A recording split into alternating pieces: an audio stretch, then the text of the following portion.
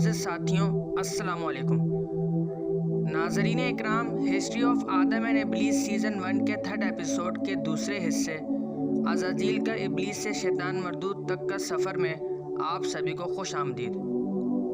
معزز ناظرین، آج کے اس ایپیسوڈ میں ہم آپ کو بتائیں گے کہ کس موقع پر اللہ رب العزت نے عزازیل کو پہلی دفعہ ابلیس پکارا، اور جب رب کائنات نے حکم دیا کہ سبھی آدم علیہ السلام کو سجدہ کریں، تب عزازیل نے رب ذوالجلال کی نافرمانی کر کے یعنی آدم علیہ السلام کو سجدہ نہ کرنے پر کیا سزا پائی۔ اور یہ بھی جانیے کہ جب عزازیل رہندہ درگاہ ٹھہرا، اس وقت اس نے اللہ سے کیا خواہشات کی اور اللہ نے اس کی خواہشات پوری کرنے کے ساتھ ساتھ اسے کیا فرمایا۔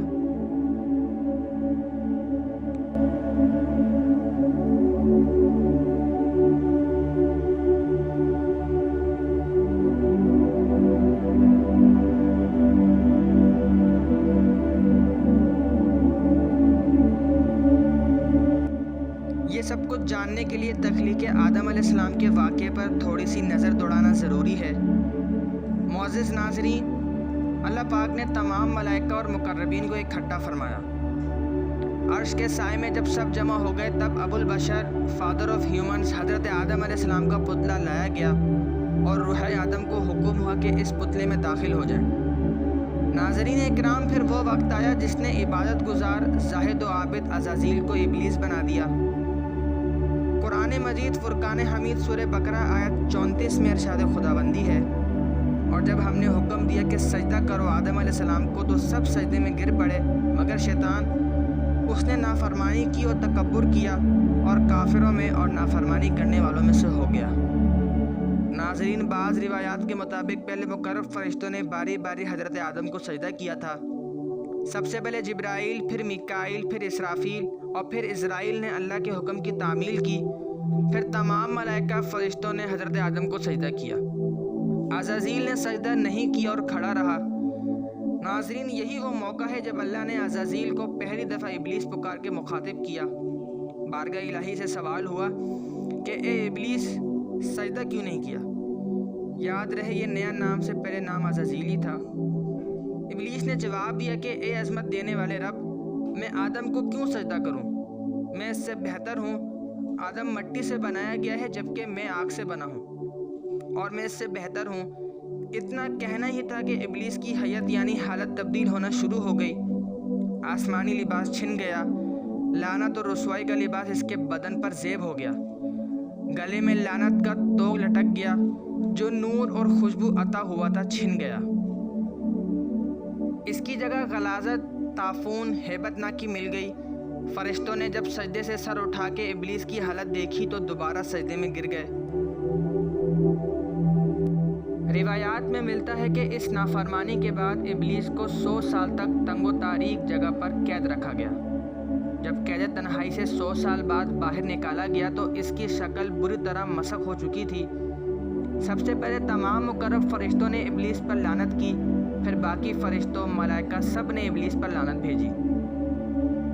ابلیس اپنی ضد پر ڈٹا رہا کہ میں آدم سے بہتر ہوں۔ اے اللہ، آپ نے میرے مقدر میں یہ سب کچھ لکھ دیا تھا کہ میں نے ایسے کرنا تھا۔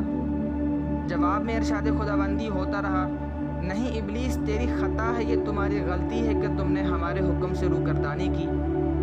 اس کے بعد ابلیس نے بارگاہ الہی میں عرض کی کہ اگر میں رہندہ درگاہ ہی ٹھہرا ہوں تو میری یہ خواہشات پوری کی جائے۔ بعض علماء کرام کے نزدیک ابلیس نے اپنی عبادت کے صلے میں یہ خواہشات کی تھیں اور اللہ تعالیٰ سے کہا تھا کہ آپ کا وعدہ ہے کہ نیکوں کو اجر ضرور دیں گے، میں یہ اجر دنیا میں ہی چاہتا ہوں۔ پہلی خواہش سورۃ الحجر آیت 37-38 کے مطابق تاک قیامت موت سے مہلت، یعنی ابلیس نے یہ خواہش ظاہر کی کہ مجھے اس وقت تک موت نہ آئے جب تک اولاد آدم کا آخری فرد بھی زمین سے نہ اٹھا لیا جائے، اور ابلیس کی یہ خواہش پوری کر دی گئی۔ اس کے بعد ابلیس نے دوسری خواہش یہ کی کہ مجھے طاقت دے کہ میں تیرے بندوں کو راہ حق سے بھٹکاؤں بہکاؤں۔ ارشاد خداوندی ہوا، تیری یہ خواہش بھی پوری ہوئی، مگر میرے نیک بندوں پر تیرا داؤ نہیں چل سکے گا۔ تیرا فریب انہی پر چل سکے گا جو اس بات کی خامی رکھتے ہوں گے، اور ان کے لیے ہم نے جہنم کا عذاب تیار کر رکھا ہے۔ ابلیس کی تیسری خواہش یہ تھی کہ میری اولاد بہت زیادہ ہو اور ان کی طویل عمریں ہوں تاکہ میں اور میرا قبیلہ تیرے بندوں کو بھٹکائیں۔ بارگاہ الہی سے ابلیس کی یہ خواہش بھی پوری ہوئی۔ ابلیس کی چوتھی خواہش یہ تھی کہ میں جو رنگ و روپ، شکل و صورت اختیار کرنا چاہوں کر سکوں۔ ارشاد الہی ہوا، تیری یہ خواہش بھی پوری کی، مگر تو کبھی بھی میرے محبوب نبی آخر الزمان محمد مصطفیٰ صلی اللہ علیہ وآلہ وسلم اور ان کے اہل بیت علیہ الصلوۃ والسلام کی صورت اختیار نہ کر سکے گا، جنہیں میں آخری زمانے میں پیدا کرنے والا ہوں۔